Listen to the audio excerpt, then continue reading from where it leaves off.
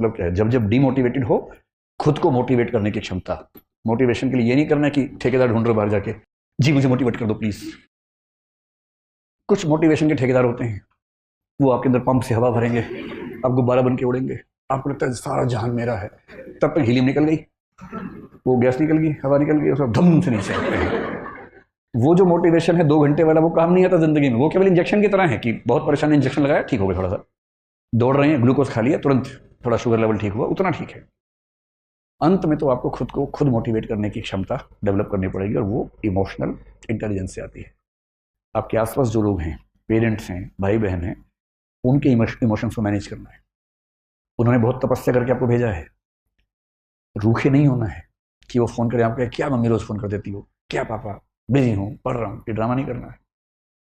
उनका दिल रखने की क्षमता विकसित करनी है। टाइम ना हो तो भी दिन में एक प्यारा सा मैसेज भेज ही देना है। याद न भी है तो भी लिख के भेजना। बहुत याद आती है मम्मी आपकी। मम्मी तो उसी में 4 दिन निकाल देंगे उसके बाद खुश होकर। पर मम्मी खुश है तो आपको क्या टेंशन है भाई, उन्हें खुश करो थोड़ा सा। भाई बहन है, हफ्ते में और बात कर लीजिए, कह दीजिए कि यार यहाँ बहुत लोग हैं, पर जो मजा तेरे साथ आता था ना यार, वो नहीं आता। ये सब बातें बहुत जरूरी है जीवन में, ताकि आपके जो संबंध हैं, इमोशंस हैं, वो ठीक रहें, वो भी आपके प्रति अच्छा महसूस करें, और आप भी अच्छी फीलिंग रहे कि आप कनेक्टेड हैं। एक संसार आपके पास है जो आपकी चिंता करता है, और यदि आप इन सब चीज़ों को मैनेज कर पाएंगे। देखिए, नरेंद्र मोदी हों, अरविंद केजरीवाल हों, या जो भी सफल लोग हैं, या महात्मा गांधी हो मान लीजिए, अगर कोई मुझसे पूछे कि ये लोग सफल क्यों हुए इतना ज़्यादा, ईमानदारी से बताइए।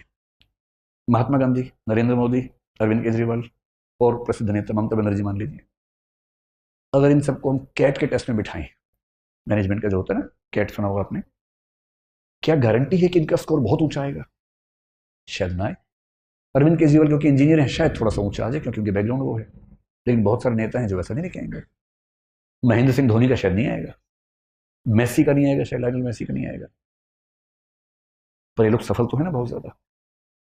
इन व्यक्तियों की सफलता का सबसे बड़ा कारण मुख्य रूप से महात्मा गांधी हैं, मोदी जी हैं, केजरीवाल जी हैं, ये सब जो हैं, उनके अंदर ये क्षमता बहुत ज्यादा है कि वो समाज के इमोशंस को समझना, उसको अपने हिसाब से रेगुलेट कर पाना, इस क्षमता से भरे हुए लोग हैं। उन्हें पता है कि मंच पर क्या बोलने से पूरी भीड़ उनके पक्ष में खड़ी हो जाएगी।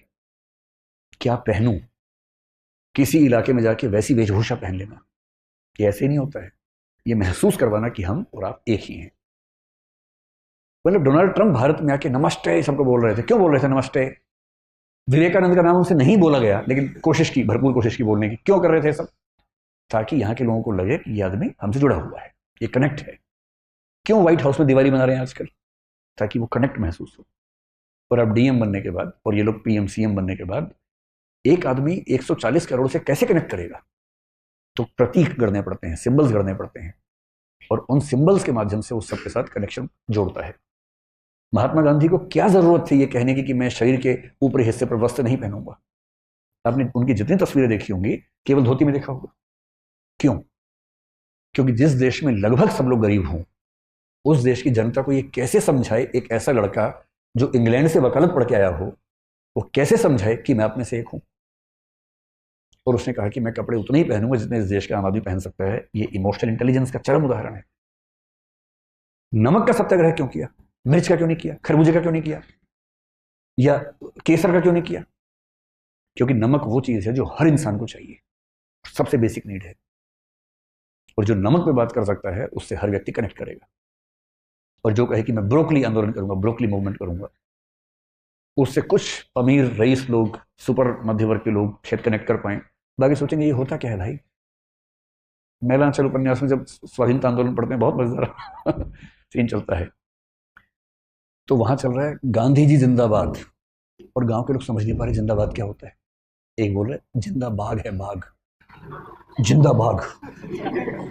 नेहरू जी जिंदा बाघ हैं, गांधी जी जिंदा बाघ हैं, जिंदा बाघ हैं। अब आपके मुहावरे गांव में कैसे पहुंच रहे हैं? आप जिंदाबाद कर रहे हैं, वहां जिंदाबाद समझ रहे हैं। आजादी मिल गई, लोग कह रहे हैं स्वराज मिल गया, स्वराज का फल मिल गया, आजादी का फल मिल गया। अब गांव के लोग क्या बोल रहे हैं? ये कब काटेंगे फल?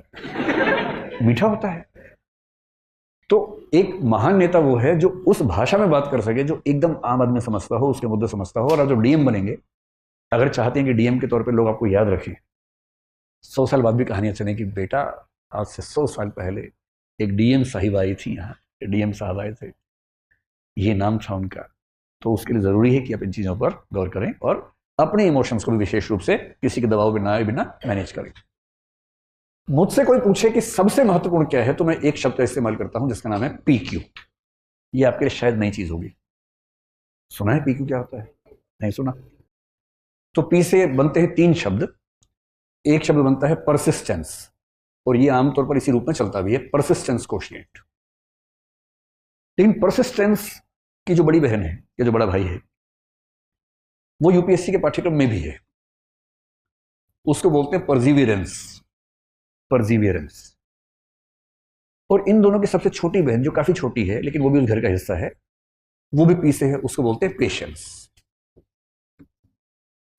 वैसे ये चीजें इमोशनल इंटेलिजेंस का हिस्सा बनती हैं, पर एक विशेष फोकस इस पर देने की जरूरत है। विशेष रूप से अगर आप आईएएस की तैयारी कर रहे हैं, अगर आप कोई छोटा मोटा एग्जाम होता ना तो शायद बहुत दिक्कत ना होती, पर आपने जो युद्ध चुना है वो युद्ध बड़ा युद्ध है। अगर युद्ध पड़ोस की गली के किसी से होता तो बात अलग थी। ये सिकंदर का भारत में आने जैसा युद्ध है। सिकंदर के हारने की या भारत से लौटने की असली वजह क्या है, बड़ी डिबेट्स हैं। मेरे ख्याल से उसकी बड़ी वजह है कि उसकी सेना परजीवियरेंस खो चुकी थी अपना, और सेना अगर परजीवियरेंस खो चुकी है तो अब युद्ध लड़ नहीं सकते, जीत नहीं सकते। सबसे बड़ा संकट ये होता है। इसका मतलब क्या होता है? परसिस्टेंस का बेसिक मतलब होता है कि लगातार निरंतर प्रयास करते रहना। ये जो निरंतरता वाला तत्व है, अब मैं एक दो मनोविज्ञान की बातें बताता हूं, आप लोग ऐसा फील करते होंगे जैसे आप लोग, देखो आप में से कुछ बच्चे ऐसे होंगे जो घर से आए हैं इसलिए कि उनके पेरेंट्स ने लात मार के भेजा है कि चौधरी का बेटा आईएएस बन गया, तू नहीं बनेगा, नहीं बनेगा, नहीं बनेगा, जा आईएएस बन गया। आप में से 2 4 5 ऐसे होंगे, हाथ खड़ा करें या ना करें, लेकिन मैं भावना समझ सकता हूं आप लोगों की। फिर भी बताओ कौन कौन है जो ऐसे भेजा गया है? मतलब थप्पड़ मार के नहीं, लेकिन डांट के ही बेशक। देखो वो कह रही कि ये भेजा गया, हाथ नहीं खड़ा कर रहा है। 4 5 बच्चे ऐसे इशारा कर रहे हैं, यही है, यही है वो, यही है वो बच्चा, ऐसे भेजा गया। हाँ कह रहे हैं, हाँ सर ऐसे भेजा गया, कोई बात नहीं, कोई बात नहीं। तो ऐसे बच्चों के लिए मोटिवेशन बहुत मुश्किल चीज़ है, लेकिन धीरे धीरे आ जाएगा। हो सकता है कि आपको 2 4 महीने पढ़ते पढ़ते लगे यार यार बड़ी मजेदार पढ़ाई है, और मजा ही आने लग जाए, ऐसा भी होता है कभी कभी। हिंदी फिल्मों में क्या होता है, शादी जबरदस्ती हो गई, विरोध है, धीरे धीरे अच्छा लगने लगता है, और फिर वो वैसी वाली जो फिल्में होती है ना, जो बहुत धार्मिक भाव से बनाई जाती हैं कि कैसे अपरिचित लोग मिलकर फिर ठीक हो जाते हैं, उस थीम से। आप में से कुछ ऐसे बच्चे होंगे जो आईएएस की तैयारी करने नहीं आए हैं, आईएएस की तैयारी के बहाने से दिल्ली आए हैं, क्योंकि छोटे शहर और गांव में स्कोप कम रहता है, दिल्ली में स्कोप ज्यादा है। अच्छा, जितना है उससे ज्यादा का शोर है। जैसे भारत के लोगों को लगता है कि यूरोप यूरोप में तो कुछ है ही नहीं दिक्कत, जाओ, और कोई दिक्कत ही नहीं है वहां। तो ऐसा नहीं है, वहां भी समाज है, और वो भी समाज वैसे ही काम करते हैं जैसे हर समाज काम करता है। कई लोगों के मन में धारणा होती है अमेरिका में तो एकदम खुला खिल फरूखाबादी है, जाओ वहां लोग तैयार वेट कर रहे होते हैं, कोई प्रेम करने के लिए आएगा हमसे। ऐसी धारणा लोगों के मन में है। एक भरा पूरा समाज है उनका, ये मंडी नहीं है, मजाक नहीं है। ऐसे दिल्ली को लेके ऐसी गफलत लोगों के मन में, दिल्ली और बॉम्बे को लेके, बॉम्बे में तो अरे जन्नत है जन्नत, दिल्ली भी छोटा जन्नत तो है ही। तो कई लोग इस चक्कर में आते हैं कि यार, और पेरेंट्स को कैसे समझाएं, तो सीरियस 4 दिन किताब पढ़ के बोलते पापा सोच रहा हूँ कि आईएएस बन जाता हूँ। अच्छा, पापा को लगता है हमारे 7 पुश्तों से सपना चला रहा है ये वाला। फाइनली किसी बच्चे ने अपनी ओर से बात कही है, तो मैं जान लगा दूंगा अपने बच्चे के लिए, लेकिन बेटा चिंता ना कर, तू जा जल्दी, मैं देखता हूँ। और बच्चा अपने ही मन में आंख मारता है कि बहला दिया, और फिर तुरंत दोस्त को मैसेज करता है कि मैंने तो सेट कर लिया, तू भी सेट कर ले पापा को, फिर अपन चलेंगे दिल्ली, वहां कोई देखने वाला नहीं होगा, या दिल्ली चल के कुछ देख लेंगे, ऐसा क्या है। कुछ बच्चे ऐसे होंगे, स्वाभाविक है, ऐसे बच्चे होते हैं। लेकिन आप में से कुछ ऐसे होंगे जो बहुत आग लेके आए होंगे कि यार मर जाऊंगा लेकिन छोड़ूंगा नहीं, आईएएस तो बनना ही बनना है। ऐसे कितने लोग हाथ खड़ा करें? हाँ, तो आईएएस बनने की संभावना आप लोगों में ज्यादा है जिनके अंदर ऐसा एक मोटिवेशन की आग इस तरह की है कि हाँ बनना है। क्योंकि लंबा एग्जाम है ना, ये बहुत आसानी से नहीं होता, इसके लिए आपको सेल्फ मोटिवेटेड तो रहना ही पड़ता है, उसके बिना तो कोई चारा है ही नहीं। लेकिन अब आप जो लोग हैं उनके साथ क्या होता होगा, मैं उस पर आ रहा हूँ। आप में से कुछ ऐसे होंगे जिनके मन में अचानक शाम को आता होगा, कुछ देख लिया सीन, कोई आईएएस बना है, गली से निकला, खूब लोग ढिंडोरा मतलब डांस कर रहे हैं उसके आगे पीछे, भैया भैया भैया दीदी दीदी कर रहे हैं।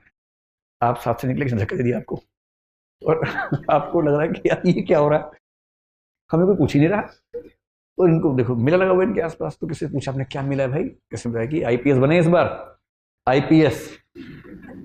आपको लगा अच्छा तो हम भी बनेंगे अब तो, अगर आईपीएस बनने से इतना सम्मान मिलता है तो हम भी बनेंगे।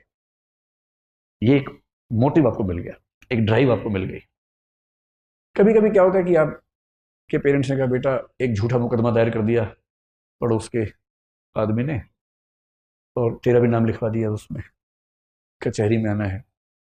आप वहां गए, आप कह रहे हैं कि सर मैं दिल्ली में था उस समय और मेरे पेरेंट्स ने ऐसा नहीं किया, पुलिस वाले ने झापड़ मार दिया कि तेरे जैसे रोज आते 36 यहाँ पर।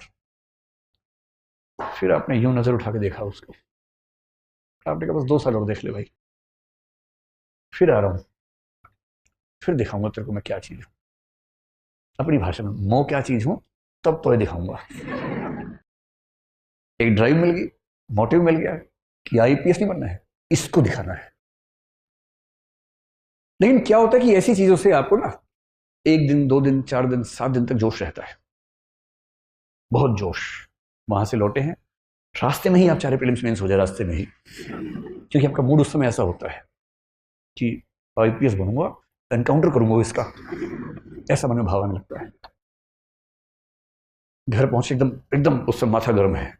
दोस्तों ने कहा फिल्म की टिकट ली हुई है, चलोगे? आपने कहा पिट जाएगा इस समय, भाई यहाँ से, फिल्म देखने आए हम दिल्ली में, पढ़ाई करने के लिए आए हैं।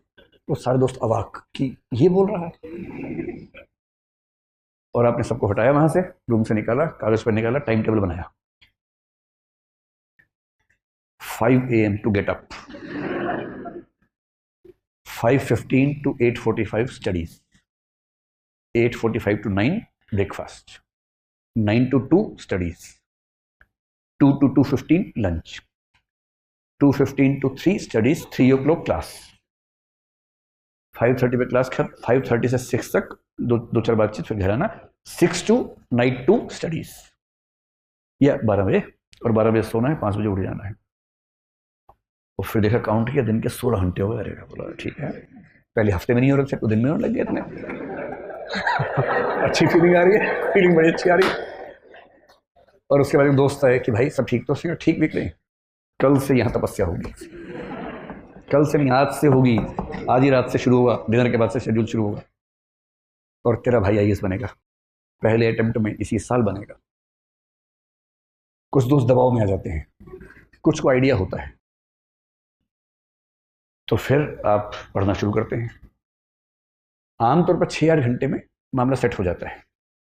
कभी कभी 1-2 दिन चल जाता है, अगर ज़्यादा गंभीर चोट लगी हो दिल पे तो 1 दिन 2 दिन 3 दिन चलता है। फिर आप समझ जाते हैं कि आपकी बस की बात है नहीं, और फिर आप चौथे दिन वैसे ही वापस हो जाते हैं जैसे आप मूल रूप में थे।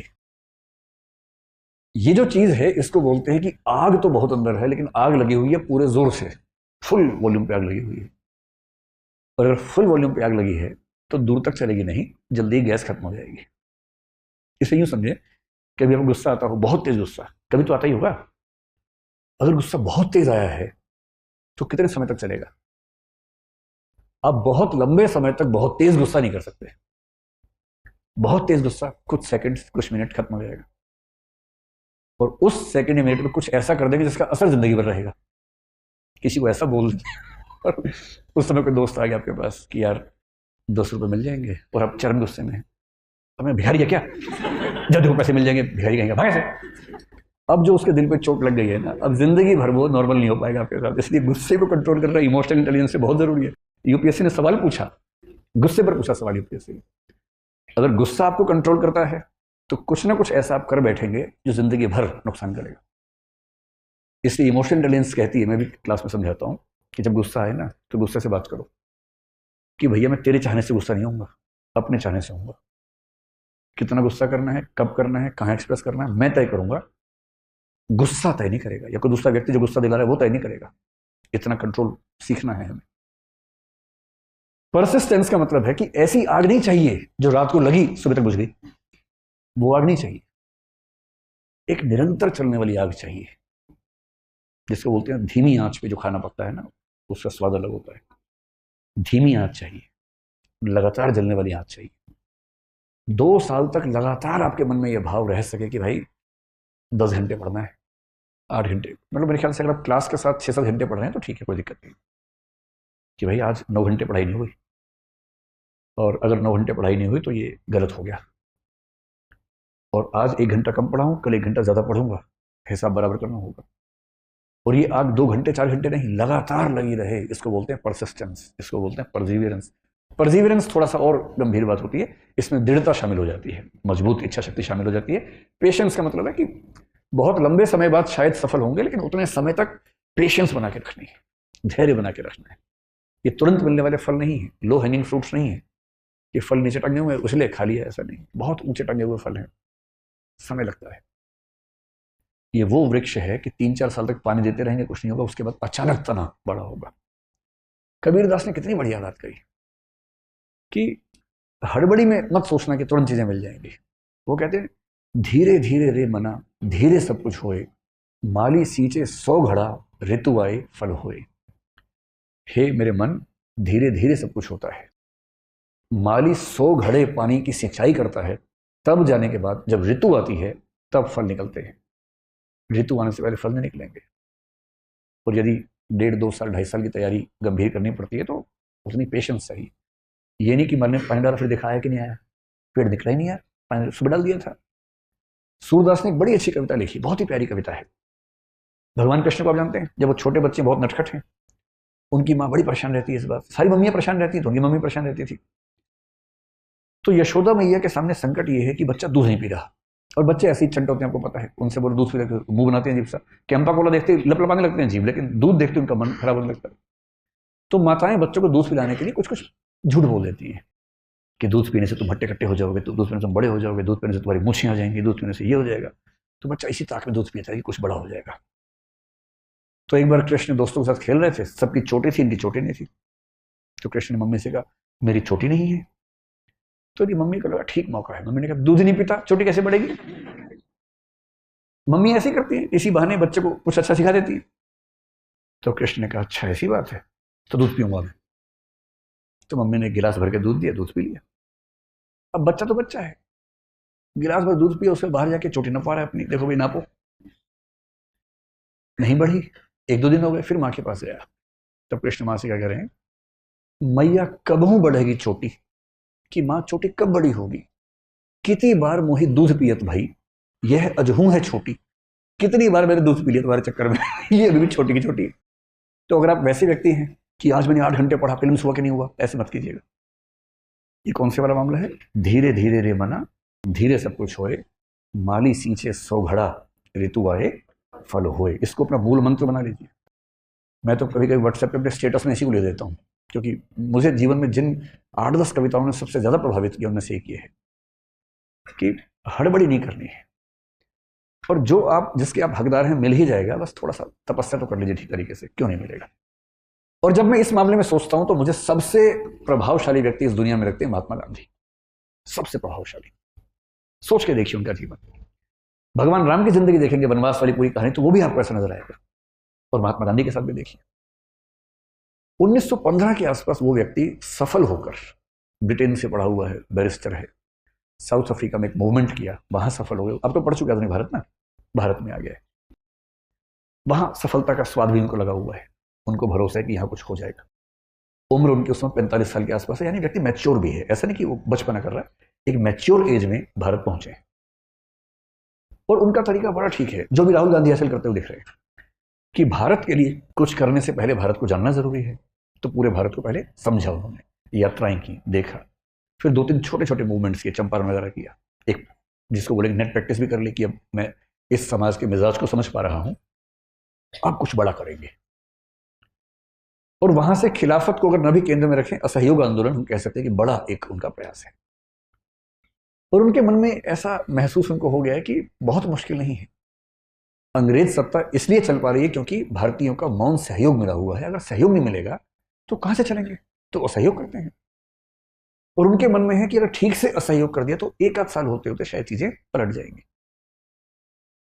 जो व्यक्ति 1918-19 में इस भाव में है, उसने एक आंदोलन किया बड़ा, उस आंदोलन में कुछ चीजें ऐसी हो गई, जो एक हत्याकांड हम बोलते हैं चोरी चोरा वाला, वो हुआ, आंदोलन वापस लिया, जनता का मिजाज नहीं समझ में आ रहा उतना, लोग गुस्सा हो जाते हैं बार बार, अहिंसा छूटती है, और उनकी धारणा है कि अहिंसा के बिना आंदोलन चल नहीं पाएगा। फिर 10 साल की पेशेंस, और उसके बाद 1929-30 में फिर एक बड़ा आंदोलन, फिर फेलियर, फिर 12 साल की लंबी प्रतीक्षा, उसके बाद फिर एक बड़ा आंदोलन 1942 में, उसके बाद भी सफलता नहीं, और उसके बाद दुनिया भर की परिस्थितियों के बदलने के साथ साथ यहाँ की स्थितियों का बदलना, और 47 में आज़ादी मिलना, वो भी वैसे नहीं मिलना जैसे चाह रहे थे। आप समझ रहे हैं, आप तो 2-2.5 साल के स्ट्रगल को लेकर परेशान है। ये आदमी 1915 से 1947 तक 32 साल तक स्ट्रगल कर रहा है, और अकेले नहीं कर रहा है, आपको तो अकेले करनी है, इसको पूरे देश को साथ लेके चलना है, देश से स्ट्रगल करवानी है। कितनी बार जब हारते होंगे, एक आंदोलन फेल होता होगा, कितनी गालियां पड़ती होंगी, अपने ऊपर सवाल खड़े होते होंगे मन में कि हो पाएगा या नहीं हो पाएगा। हमारा तो एक प्रीलिम्स बिगड़ जाता है, हमें लगता है कि यार पता नहीं होगा कि नहीं होगा। इन्हें तो प्रीलिम्स, मेंस, इंटरव्यू सब बिगड़ता था बार बार, और उसी प्रोसेस में उनके अपने बच्चे उनके कंट्रोल से बाहर निकल गए, उनका एक बेटा हिंदू धर्म छोड़ देता है। इन सारी चीजों को मैनेज करते हुए ये आदमी लगातार एक भरोसा खुद पे बनाए रखते हुए, सब पे बनाए रखते हुए अगर यहाँ तक पहुंचता है। इसलिए महात्मा गांधी में इमोशनल इंटेलिजेंस तो कमाल की थी ही। मेरे ख्याल से जो चीज उनको सबसे बड़ा बनाती है वो है परसिवियरेंस। और इसका सरल मतलब क्या है? उद्देश्य आज नहीं मिलेगा, कल मिलेगा, कल नहीं मिलेगा, परसों मिलेगा। जितना भी समय लगे, जितनी भी ऊर्जा लगे, जितनी भी थकान हो, जितनी बार हारना पड़े बीच में, जितनी बार गिरूंगा फिर उठ खड़ा होऊंगा, और अपने पूरे मजबूत इरादे के साथ उस तरफ बढ़ता रहूंगा, और अंत में क्यों सफल नहीं होऊंगा भाई, क्यों नहीं होऊंगा सफल? ये तेवर चाहिए। और आपसे मैं कह रहा हूं 2 साल की लड़ाई है, बीच बीच में ऐसे क्षण आएंगे। जिस दिन ऐसा हो ना कि एक दिन नहीं पढ़ पाए, उसकी भरपाई अगले दिन हो जानी चाहिए। हाँ, आप लोग जिस उम्र में है ठीक है, महीने में 30 दिन में 3-4 दिन ऐसे आएंगे कि आप नहीं पढ़ पाएंगे, सामान्य बात है। कभी घर जाना पड़ गया, कभी घर से कोई आ गया, कभी किसी दोस्त से तबीयत खराब हो गई। पत्थर मत बन जाना कि दोस्त से तबीयत खराब है कि यार मुझे बहुत तेज बुखार हो रहा है, आप कह रहे मेरे 3 घंटे बचे पढ़ने में, पढ़ा रहे आराम से। ऐसी पढ़ाई काम की नहीं है, उस दिन छोड़ दो पढ़ाई। महीने में 3-4-5 दिन ऐसे आएंगे जब पढ़ाई नहीं हो पाएगी, गोली मारो उस दिन। 25 दिन 10-10 घंटे पढ़ लीजिए, 250 घंटे हो गए, पूरे महीने की एवरेज से निकालेंगे तो 8 घंटे की एवरेज आ जाएगी। या 25 दिन 12 घंटे पढ़िए, 300 हो गए, 10 घंटे की एवरेज हो गई महीने की। आप मान के चलिए कि महीने में 25 दिन ही अंततः आपके हाथ में है, 3-4-5 दिन तो हाथ से निकल ही जाएंगे। पत्थर मत बन जाना उस चक्कर में कि माँ कह रही है बेटा बहुत दिन से मिले नहीं, एक दिन के लिए आ जा। कह रहे माँ सर ने कहा था रोज 10 घंटे, माँ 3 दिन आऊंगा, 30 घंटे जोड़ के करना पड़ेगा, पूरा महीना निकल जाएगा। तो माँ समझ लो कि मैं भगवान राम की तरह वनवास पे हूँ, डिस्टर्ब मत करो माँ, एकदम डिस्टर्ब मत करो, आप बहुत परेशान करती हो माँ। उधर से माँ की आंख से आंसू बह रहे हैं। ये ड्रामा मत करना, है ना। सफलता थोड़ी सी लेट मिले ठीक है, सबके साथ मिले ये जरूरी है, सबका दिल दुखा के मिले उसकी कोई कीमत नहीं है। बाद में आप खुद समझेंगे कुछ बचेगा ही नहीं, आईएएस बन जाएंगे उससे कोई पूछेगा ही नहीं, बस सारे वही पूछेंगे जो आपकी ताकत से डरते हैं कि आईएएस से सब सलाम ठोकेंगे। मन में क्या आवाज आ रही है ना, उसकी वैल्यू ज्यादा है। अगर सलाम ठोकते हुए मन करना इसके लिए मैं जान दे सकता हूँ तो मजा है। और यह है कि बेटा कुर्सी से उतर एक बार, तब बताऊंगा। सलाम तो मिल रहा है लेकिन वैल्यू नहीं है उसकी। अंतिम बात जो आजकल एक नया शब्द चल पड़ा है, हो सके तो इस पर अभी से थोड़ा सा सोचना शुरू कर दीजिए, और ना हो तो आईएएस बनने के बाद सोच लीजिएगा। इसके लिए बोलते हैं स्पिरिचुअलिटी कोशिएंट। आजकल स्कूल वगैरह में इसको सिखाने की परंपरा शुरू हुई है, बहुत सारे स्कूल्स में आजकल इसकी बात होती है। स्पिरिचुअल होने का मतलब ये नहीं है कि मैं आपसे पूजा पाठ करने के लिए कह रहा हूं कि आप मंदिर जाएं, मस्जिद जाएं, उसकी बात नहीं कर रहा हूं। स्पिरिचुअल होने का बहुत सरल सा मतलब पता क्या है? 2 चीजों से कनेक्टेड रहना, एक अपने आप से और एक संसार से। कनेक्शन 2 चीजों के साथ रखना है तो फिर तैयारी क्या और जीवन क्या सब चीजें बेहतर हो जाएंगी। एक सेल्फ के साथ और एक इस दुनिया के साथ कैसे रखना है। कई बार क्या होता है कि हम चकाचौंध में ना अपने आप को भूल जाते हैं, खुद से ही बात नहीं कर पाते, और जितना जरूरी है दूसरों से बात करना उतना ही जरूरी है खुद से बात करना। तो दिन में 10-15 मिनट ना अपने लिए रखना है, जिसको आजकल लोग मी टाइम कहने लग गए हैं। खुद से बात करनी, जहां में उसने बड़ी बात कर ली, जिसने खुद से मुलाकात कर ली। खुद से मुलाकात करनी है। खुद से मुलाकात करने के 2-3 तरीके अच्छे होते हैं। जो तरीका मुझे पसंद है, अकेले सैर पे निकल जाइए, और सैर में झुंड साथ लेके मत चलिए। नेताजी नहीं बनना कि आपने पीछे जो 5 फॉलोवर्स आ रहे भैया भैया भैया, आपको मजा आ रहा है कि सब भैया बोल रहे हैं, सब दीदी बोल रहे हैं, ये ड्रामा नहीं करना है। अकेले, और अकेले आजकल की पीढ़ी में क्या अकेले चलते हैं, फोन यह है, 2 कान में टॉपर लगाए और उसके अंदर गाने चल रहे हैं। वो नहीं, वो तो शोर आपके साथ चल रहा है ना, वो शोर नहीं चाहिए। कुछ नहीं लेके चल रहा है, मोबाइल फ़ोन है भी तो उसको यूज़ नहीं करना है, रखिए सिक्योरिटी के लिए, कहीं कुछ दिक्कत हो जाए। अकेले टहलते रहिए 15 मिनट आधा घंटा, फिजिकली फिट रहेंगे एक तो, और आप पाएंगे जब आप अकेले टहलेंगे बहुत सारे विचार आने लगेंगे, आत्ममंथन होगा, इंट्रोस्पेक्शन होगा। बेशक इतना ही हो कि कल मैंने जितनी पढ़ाई की काफ़ी थी या नहीं थी, और क्या पढ़ सकता था, या ये जो मुद्दा चल रहा है उस पर क्या क्या आर्गूमेंट्स मैं सोच पा रहा हूँ। एक आर्गूमेंट ये है, दूसरा ये है, तीसरा ये है, और विपक्ष में ये सोच पा रहा हूँ, कुछ और भी होना चाहिए, घर जाके देखता हूँ। या फिर ये कि कल मैंने जिस तरीके से उससे बात की वो शायद ठीक नहीं की, और इतना भी क्या अहंकार, गलती हो गई तो माफ़ी मांग लेता हूँ, बोलना खराब लगता है मैसेज कर देता हूँ, खट से फ़ोन निकाला उसको मैसेज किया, भाई कल मैंने शायद गलत बोल दिया, माफ़ी चाहता हूँ। और जब आप माफ़ी मांगेंगे ना, आप पाएंगे कि आपका दिल इतना हल्का हो जाएगा उसके बाद, और जिससे माफ़ी मांगी है उसका भी दिल हल्का हो जाएगा, और वो कायदे का इंसान होगा, तुरंत माफ़ करेगा और भाग के आएगा आपके पास, क्योंकि वो भी बोझ क्यों रखना चाहेगा दिल पे भाई। एक छोटी सी बात में दुनिया की अधिकांश झंझट सिर्फ इसलिए है कि जिसको गलती मान लेनी चाहिए गलती मानता नहीं है। मान लो छोटी सी गलती अगर हुई है ईमानदारी से, तो मान लो, क्या दिक्कत है। अपने आप को बहुत तोप नहीं समझना है कि जहां हम खड़े होते हैं वहां से लाइन शुरू होती है। क्यों होती है? तुम रेलवे के गार्ड हो क्या? तुम मतलब पुलिस वाले हो जो लाइन शुरू होती है वहां से? क्यों शुरू होगी भाई? तुम, हम लाइन के बीच में खड़े हैं, हमसे आगे भी हैं, हमसे पीछे भी हैं, हम बीच में हैं। और सच बात तो ये कि हम सब बीच में ही हैं। आप कितने भी सफल हो जाएं, इस दुनिया में कुछ लोग आपसे आगे ही रहेंगे, कितना भी जोर लगा लीजिए। आप उद्यमी बने और आप सोचिए कि मैं जेफ बेजोस को हराऊंगा, मैं एलोन मस्क को हराऊंगा, हो सकता है ऐसा कर लें 2 4 5 दिनों के लिए, फिर कोई ना कोई आगे निकल जाएगा। उसमें तो वही हाल होता है, हर 4 दिन में कोई आगे निकल जाता है। कितने ताकतवर हो जाएंगे, मतलब जितने भी ताकतवर होंगे, आप देश के पीएम बन जाएंगे, पर पूरी दुनिया तो आपके कंट्रोल में नहीं आ जाएगी ना, उसके बाद भी कोई आपसे ताकतवर होगा ही होगा। और आप कितने भी कमजोर हों, आपसे कमजोर बहुत लोग दुनिया में रहेंगे ही रहेंगे, क्योंकि दुनिया एक सातत्य है, कॉन्टिन्यूम है, जिसका एक हिस्सा आप हैं। हम समुद्र की बूंद की तरह हैं, हम समुद्र नहीं है। और जब हम खुद को बहुत बड़ी तोप समझते हैं ना, हमें लगता है कि मतलब मैं तो बारूद हूं, जलूंगा तो पता नहीं क्या कर दूंगा, कुछ नहीं होता।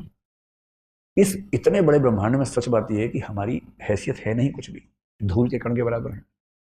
हाँ, एक जीवन है, उस जीवन को अच्छे से गुजारना चाहिए, और जीवन को अच्छे से गुजारने में 2 चीजें बहुत जरूरी है। एक, सेल्फ इवेल्युएशन, सेल्फ इंट्रोस्पेक्शन करते रहना है, और यदि मैं कहीं गलत हूं तो उस गलती का परिष्करण होना चाहिए, ईमानदारी से स्वीकार लेना चाहिए कि हाँ गलती हुई, इसे ठीक करूंगा। अगर अकेले सैर ना हो पाए, डायरी लिखिए, डायरी बड़ा अच्छा तरीका है, तो डायरी में ईमानदारी से अपनी कमियां लिखिए। और दूसरी चीज, इस पूरे संसार के साथ एक लिंक अपना महसूस कीजिए। ईश्वर को मानते हैं तो ईश्वर से कर लीजिए, ईश्वर को नहीं मानते हैं या किसी और धारणा को मानते हैं उससे कर लीजिए, नहीं तो पूरी सृष्टि से, पूरी प्रकृति से, पूरे ब्रह्मांड से। ये कनेक्शन कैसे होता है? हमेशा ये ना लगे कि ये मैं हूं, ये वो है, ये फील हो कि इस पूरे संसार का एक हिस्सा मैं भी हूं, और यहां कुछ भी बुरा है तो उसमें मेरी भी हिस्सेदारी है। मसलन आप सड़क पे जा रहे हैं, एक बच्चा किसी पशु को पत्थर मार रहा है, आप सोच सकते हैं कि मुझे क्या मतलब है, मैनू की। पर आप ये भी सोच सकते हैं कि आप उस बच्चे को समझाएं कि बिना बात के क्यों परेशान कर रहे हो उसको, क्या जरूरत है परेशान करने की। वो पशु थैंक यू बोलने नहीं आ सकता, उसको समझ भी नहीं आएगा कि आपने क्या किया उसके लिए। और थैंक यू या एहसान किया, इसके शुक्रिया के लालच में अगर आप कुछ कर रहे हैं तो उसकी वैल्यू है भी नहीं। कुछ अच्छा करने की वैल्यू तभी है जब आप इस भाव से नहीं करते कि इसका जवाब क्या मिलेगा, प्रतिक्रिया में क्या मिलेगा। छोटी सी बात आप कह कि बेटा उसको भी दर्द होता है, क्यों परेशान कर रहे हो, तुम्हें कोई मारे कैसा लगेगा, मत मारो। इस पूरे संसार के हर प्राणी के साथ एक हल्का सा कनेक्शन महसूस करना, और आप पाएंगे जैसे ही आपको ये होने लगेगा ना, जिंदगी के बोझ बहुत कम हो जाएंगे। और आप पाएंगे कि भाई एक संसार है, मैं उसमें हूं, मैं अपनी भूमिका निभा रहा हूं, ईमानदारी से निभाऊंगा, सफल होने की हर पुरजोर कोशिश करूंगा। लेकिन ये ब्रह्मांड सिर्फ मैं नहीं हूं, लाखों करोड़ों लोग हैं, सबकी अपनी कहानियां, अपनी जिंदगी हैं। और जब इस माइंडसेट से जिएंगे तो सफलताएं आपको जमीन से उठा नहीं देंगी, विफलताएं आपके जमीन, नीचे की जमीन को खींच नहीं लेंगे। पैर टिके रहेंगे जमीन पर, सफलता में भी और विफलता में पैर उखड़ेंगे नहीं। और आप देखेंगे सफल से सफल व्यक्ति अगर अहंकारी हो, आपके मन में विरोध का भाव आता है, उसको लेकर वैपरीत्य का भाव आता है, नाराजगी का भाव, हिकारत का भाव आता है। मजा तब है जब आप बेहद सफल हो और उतने ही विनम्र हो, उतने ही ग्राउंडेड हो, उतने ही जमीन पर हो। और जमीन पर तभी रहेंगे जब आपको ये एहसास हो कि जितना अच्छा मैं हूं, मुझसे अच्छे अच्छे हजारों लोग इस दुनिया में हैं, और ये दुनिया सिर्फ मेरे बलबूते नहीं चलती है, बहुत लोग हैं, सबके योगदान से चलती है, मैं तो उनमें से एक हूं। चलिए, प्रवचन तो समाप्त हो गया, मैं फिर से कभी आ जाऊंगा। आज मैं निकल रहा हूं, मुझे निकल लीजिए आराम से, ठीक है? कभी भी आ जाऊंगा। चलिए, धन्यवाद बहुत।